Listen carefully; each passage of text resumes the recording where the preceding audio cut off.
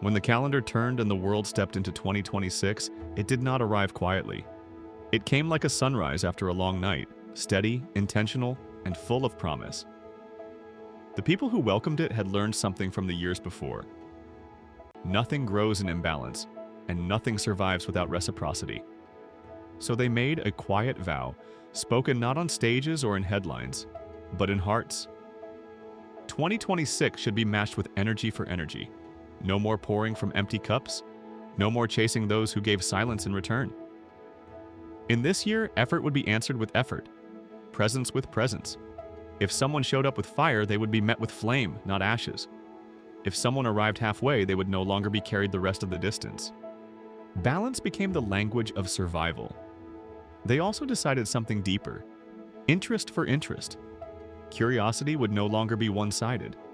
Conversations would no longer be forced. If someone wanted to know them, they would lean in. But if indifference knocked, they would not beg it to stay. In 2026, attention was sacred. It was given where it was returned, where questions flowed both ways, where listening was mutual and genuine. Then came the bravest promise of all: love for love. Not love that drains, not love that demands suffering as proof, but love that recognizes itself in another and says, I see you and I choose you without erasing myself. In 2026, love would no longer be confused with endurance. It would be soft, strong, reciprocal. Love would not be begged for, it would be exchanged. And because love without kindness is hollow, they added another truth. Care for care. They would stop excusing neglect, stop normalizing emotional absence. Care would no longer be something they overgave while receiving crumbs. In this year, care meant checking in, showing up, protecting peace, and honoring boundaries. If someone could not offer care, they would not be punished, but they would not be prioritized either. As the year unfolded, they learned to recognize their people. To those who believe in us always, we shall believe in them. Belief became a two-way bridge. Support was no longer taken lightly. Loyalty was returned with loyalty. Those who stood firm during storms were cherished during sunshine.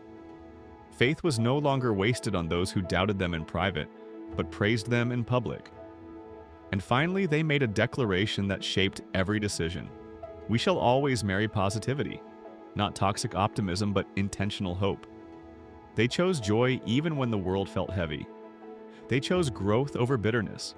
They chose light not because darkness didn't exist, but because they refused to live in it. Positivity became a commitment, a partnership, a lifelong vow to heal, to rise, to keep becoming better. So 2026 became a year of alignment. People left who no longer matched the energy. Peace replaced chaos. Self-respect replaced over-sacrifice. And for the first time in a long time, life felt fair, not because the world changed, but because they did. They stopped giving more than they received, stopped loving where they weren't loved, stopped caring where they were ignored. And in doing so, they finally found what they had been searching for all along: balance, fulfillment, and a future built on mutual exchange. That was the year they didn't just exist.